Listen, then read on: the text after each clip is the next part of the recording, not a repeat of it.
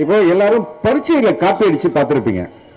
Okay, பரீட்சையில copy அடிச்சு நிறைய பேர் நாம காப்பி அடிச்சிருப்போம், இல்லைன்னா காப்பி அடிச்சதை பார்த்துருப்போம், காப்பி அடிச்சதை பிடிச்சிருப்போம். மாநாட காப்பி அடிக்க முடியுமாங்க? என்னங்க இது?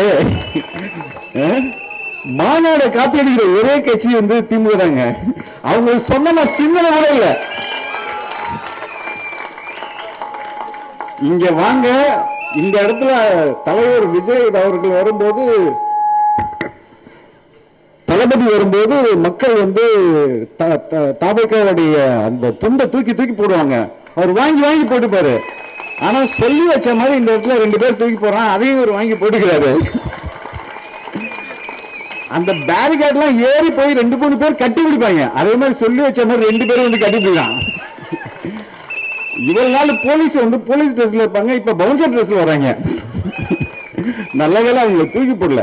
இந்த அதாவது எப்போதும் திமுக இளைஞரணி வந்து கருப்பு பேண்ட் வெள்ளை சட்டை இப்படிதான் இருப்பாங்க.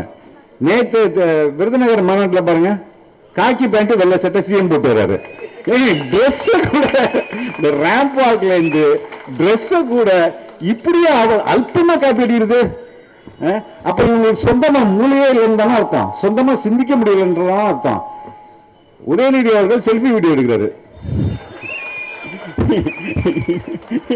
இவ்வளவு நாள் அப்படியெல்லாம் நான் பார்த்ததே இல்லை. நான் வந்து 25 ஆண்டுகளாக செய்தித்துறையில் இருக்கேன், நியூஸ்ல இருக்கேன். அப்போ பல பொதுக்கூட்டங்கள் பார்த்திருக்கேன், பல மாநாடுகள் பார்த்திருக்கேன். தலைவர் மட்டும்தான் எப்போதும் செல்ஃபி வீடியோ எடுப்பாரு, அதை போஸ்ட் பண்ணுவாரு.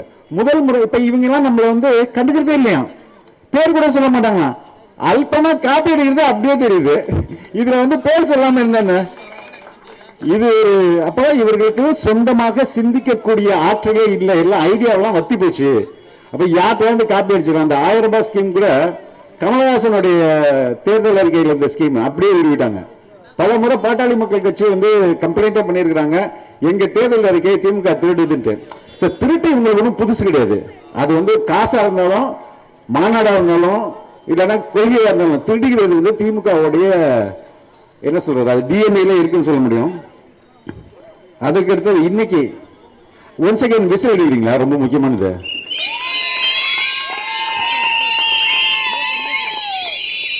இன்னைக்கு கிரிக்கெட் நடக்குது சென்னையில. கிரிக்கெட் ஸ்டேடியத்துக்கு யாரும் விசில் எடுத்துட்டு போக கூடாது.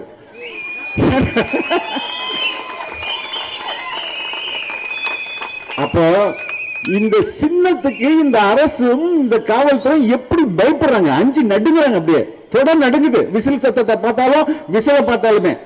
அப்போ விசில் இன்றைக்கு தமிழக மக்களின் இதய துடிப்பா மாறிடுச்சு. இதுதான் இந்த இதய துடிப்பையும் அந்த விசில், அந்த பிளாஸ்டிக் விசில வேணா நீங்க எடுத்து, உண்மையிலே போலீஸ் வந்து எதை பிடிக்கணும், கஞ்சா கடத்தல பிடிக்கணும், ஏதாவது வந்து ட்ரக் கடத்தலாம் பிடிக்கணும். பாக்கெட்ல விசில் இருந்தா விசில சீஸ் பண்ணிட்டு வராங்க. விசில சீஸ் பண்றதா போலீஸோட வேலை. அப்ப என்ன எடுத்துட்டு போய் அவங்க வீட்டுல விசில் சீஸ் பண்ணிட்டு எடுத்துறா கொண்டா போனா அவன் அடிப்பான். ஏன்னா அவனும் தலைவருடைய தொடரா தான் இருப்பாங்க அவங்க வீட்லயும். அந்த அளவுக்கு இங்க வந்து விசிலும் தலைவரும் ஒரு மிகப்பெரிய தாக்கத்தை ஏற்படுத்தி இருக்கிறாங்கன்றதை நான் சொல்லிக்கிறேன். ரெண்டாவது, இப்போ வந்து கிளப்பி விட்டுருக்காங்க வரி ஏய்ப்பு அப்படின்ட்டு. 15 கோடி வரி ஏய்ப்பு அப்படின்னு சொல்றாங்க. 1.5 கோடி ஃபைன் கட்டுங்கன்னா எல்லாருமே 15 கோடி வரி ஏய்ப்பு பண்ணிட்டு 1.5 கோடி ஃபைன் கட்டிக்கிட்டு போயிட்டே இருப்பானே, அது அவங்களுக்கு தானே லாபம். இந்தியாவிலேயே, இன்ஃபேக்ட் சவுத் இந்தியா, தென்னிந்தியாவிலேயே அதிகமா வரி கட்டுற ஒரே மனிதர் அது வந்து தளபதி விஜய். பல கோடிகள் அவர் வந்து வரி கட்டுறாரு. இந்த தென்னிந்தியாவில தான் கமலஹாசனும் இருக்கிறாரு, இதே தென்னிந்தியாவில் தான் ரஜினிகாந்தும் இருக்கிறாரு, இதே தென்னிந்தியாவில தான் மம்முட்டி இருக்கிறாரு, சிவகார்த்திகேயன் இங்கதான் இருக்கிறாரு. இவர்களை எல்லாம் தாண்டி அதிக அளவில் வரி கட்டுவது நமது தலைவர் தளபதி விஜய் அவர்கள். அவர்கள் 2 நாளைக்கு முன்னாடி பனையூர்ல 3ஆம் ஆண்டு தொடக்க விழா அன்னைக்கு பேசும்போது, நான் ஊழல் செய்ய மாட்டேன், நான் ஊழல் செய்வதை அலோ பண்ண விட மாட்டேன், அனுமதிக்க மாட்டேன்னு அப்படி சொன்னாரு. சொன்ன 2வது நாள் ஊடகங்கள் இதை பரப்ப தொடங்குச்சு. உண்மையில் வரி ஏய்ப்பு என்பது இந்த ஊடகங்கள் உருட்டுற உருட்டு. 2016-17 மொத்த வரியும் கட்டிவிட்டார் தலைவர் விஜய். 5 வருஷம் கழிச்சு ஃபைன் போடுறாங்க. எல்லாத்தையும் கட்டியாச்சுப்பா, கட்டி முடிச்சிட்ட பிறகு 5வது வருஷத்துக்கு நீ ஃபைன் போடுறனா அதுவே சட்டத்துக்கு புறம்பானது, சட்டத்துக்கு எதிரானது. அதனால தான் நம்ம வழக்கு தொடுத்தோம். முதல் நீதிமன்றம் ஒரு பெண் நீதிபதி அவர்கள் நம்ம தலைவர் சைடுல ரொம்ப நியாயம் இருக்கு அப்படின்னு இன்கம் டாக்ஸ் தப்புனாரு. இன்னொரு நீதியரசர் இப்ப கொடுத்திருக்காரு.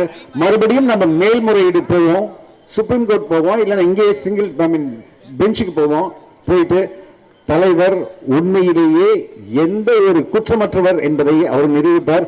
அதே நேரத்தில் நான் இப்பயும் சொல்றேன், இது ஊடகங்கள் கலப்பி விடுற ஒரு உருட்டு. மக்களே நம்பாதீங்க. விசில் உண்மையிலே தமிழ்நாட்டில், தமிழக அரசியலில் ஒரு மாபெரும் மாற்றத்தை ஏற்படுத்தும். ஓகே, உங்கள் ஓட்டு விசில் சின்னத்துக்கு.